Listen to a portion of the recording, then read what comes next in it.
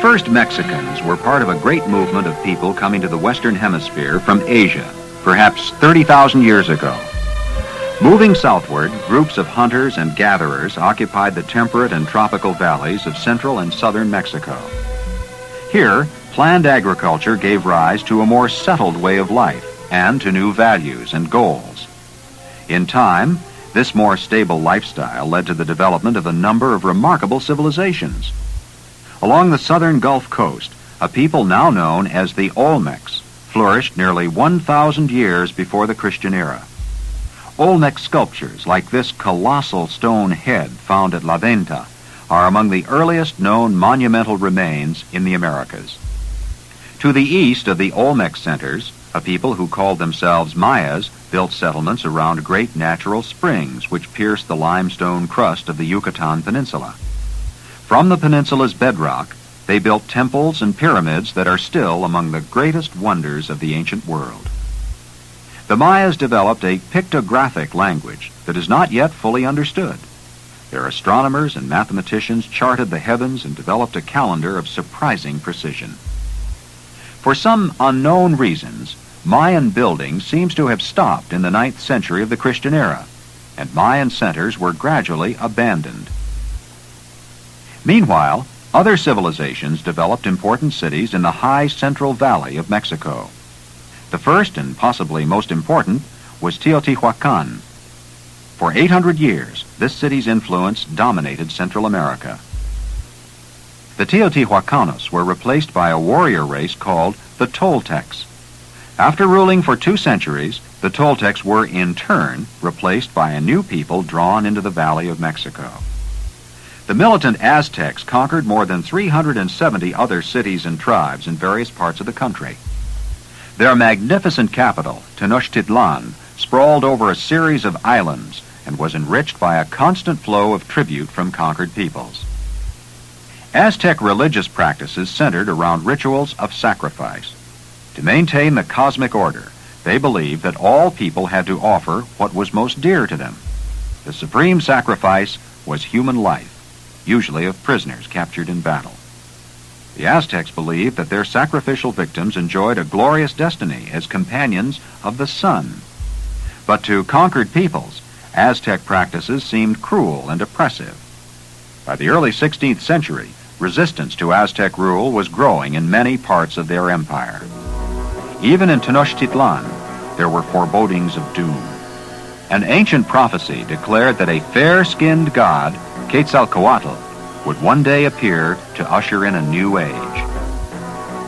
Aztec astronomer priests predicted the year of the god's arrival, a date which corresponded to 1519 AD. Incredibly, that was the very year in which the Spanish adventurer Hernán Cortés landed on the Mexican coast in search of gold. Within hours, Aztec runners had crossed the mountains to bring the stunning news of his arrival to the capital. The story of the Spanish conquest of Tenochtitlan is one of the great human adventures and tragedies of all time. Superior weaponry, rampant superstition, and improbable luck all combined to aid the Spaniards. But most important was a large army of Indian allies from regions hostile to the Aztecs. Other unexpected allies were epidemics, for the Spaniards carried with them smallpox and other infectious diseases previously unknown in the New World. After a terrible siege, Tenochtitlan fell in 1521, and within a short time, all of Mexico came under Spanish rule. The conquerors swiftly imposed a new religion, Christianity, and more gradually, their Spanish language. They also brought new animals and new technology. Horses and cattle, the cart wheel, and the potter's wheel were all introduced into the New World by the Spaniards. But certain aspects of life did not change. Many Indians now found themselves serving Spanish rather than Aztec masters, and worshiping the same cosmic forces now under Christian symbols and names. The legacy of early Mexican Christianity is the 10,000 colonial churches and monasteries scattered over the country, from humble rural parish churches to towering urban cathedrals with sculptured facades and golden spires. Their dazzling interiors of elaborate carvings and vibrant colors represent one of the world's most impressive traditions of religious art and architecture. While some Spaniards exploited the Indians, others, like Father Bartolome de las Casas, defended them and sincerely believed that Spain was bringing a more humane way of life and worship to the New World. Eventually, the line between Spaniard and Indian became less sharp. Frequent intermarriage resulted in a growing population of mestizos, people of mixed European and Indian ancestry. The colonial economic system was unquestionably unfair. For example, silver ore was taken from Mexico to mint Spanish coins. In time, even Spaniards living in Mexico began to resent the colonial system and to demand independence from Spain. In 1810, in the little mountain town of Dolores, rebellion broke out under the leadership of a revolutionary priest, Father Miguel Hidalgo. Even though this first uprising was crushed, others followed. And in 1821, Mexico was able to declare its full independence from Spain. Then, in 1846, the new nation was attacked by its northern neighbor, the United States. Although some Americans opposed the war as unjust, Mexico was forced to surrender more than half its land, including the present-day states of California, Nevada, and Utah, as well as parts of Wyoming, Colorado, Arizona, and New Mexico. In addition, Mexico surrendered all claims to Texan territory. During the political turmoil of the post-war period, one name stands out: Benito Juarez, a Zapotec Indian who became president of Mexico in 1855. Juarez enacted many reform laws and tried to redistribute land to the poor. But after his death in 1872, wealthy landlords reasserted their power. Under the late 19th century dictator, Porfirio Diaz, less than 1,000 families came to control about 90% of Mexico's productive land. One family, the Terrazas, owned more than 30 million acres in northern Mexico. Their hacienda was larger than all of Belgium, Holland, Switzerland, and Denmark combined.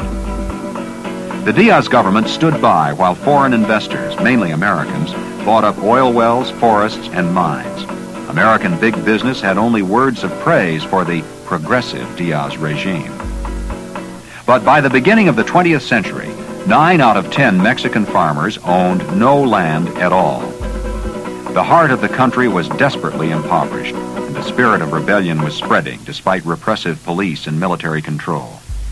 In 1910, rebellion became revolution, and the effects of that revolution are still deeply felt in Mexico today. It was a decade of chaos and bloodshed. Rioting, civil war, and epidemics killed as many as 1 million people. Everywhere arose the cry of Tierra y Libertad, land and liberty, as peasant leaders like Emiliano Zapata demanded the breakup of the haciendas. Out of the turmoil of the revolutionary period, a new order was born, symbolized by the Constitution of 1917. Hacienda lands were to be returned to peasants. Factories and mines were no longer to be owned by foreigners. Workers were to be free to form unions and bargain for higher wages and better conditions. Since the end of the revolutionary period, Mexico has worked to put these ideals into practice. Under the Ejido, or Communal Land Program, over 130 million acres have been returned to landless peasants. The oil industry, once largely owned by Americans, has been nationalized to add an important source of income to Mexico's economy. Through government assistance, health care has improved greatly in many parts of the country. Since 1930, infant mortality has declined by about 70%, and the average life expectancy has nearly doubled. But perhaps the deepest impact of Mexico's 20th century revolution has been psychological and cultural. With the final destruction of Spanish power and influence, Mexican artists and writers stopped producing imitations of European art. Instead, they turned to their Indian and mestizo heritage for new themes and images. The great Mexican muralists have created a powerful art form to express the ideals and aspirations of common people. And Mexican architects have designed functional buildings to incorporate the ancient motifs of the great pre-Spanish civilizations. Today, Mexicans remain receptive to cultural influences from other lands, to new ideas, styles, and techniques. But the Mexican people have also found a new pride in the ancient heritage that is uniquely their own.